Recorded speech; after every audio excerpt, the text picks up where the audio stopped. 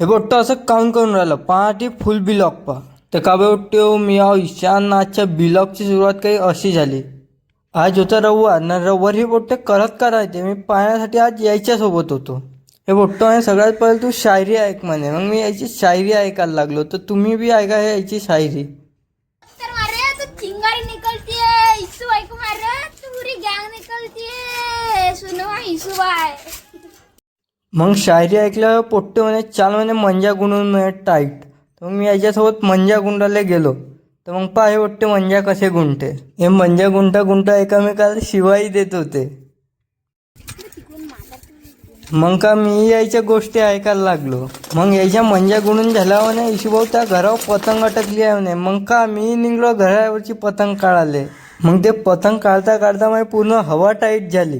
काही पतंग हातात निघत नव्हती तर मग मी लाल्याकडे दिली. मग लाल्याच्या हाताने नाही निघली ते पतंग. मग ते बोट्ट्याने आपल्याकडे जर खाली पैसे नाही म्हणजे दुसरी पतंग घेऊन म्हणे. मग मी म्हणलं पतंग कुठून घेऊन आपल्याकडे पैसेच नाही आता. मग तेव्हा चाल इलेच काढून म्हणे. मग मी लागलो इले काढाले पतंग. मग 2 घंट्याच्या मेहनतच्या बाद ते निघली पतंग. मग पतंग निघल्यावर बोट्टो बा कसं चिल्लावत आहे.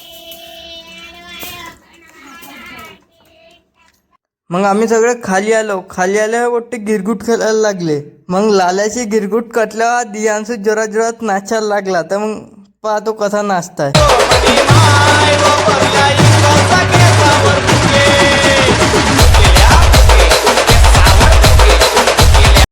आजसाठी एवढंच. भेटूया दुसऱ्या ब्लॉकमध्ये.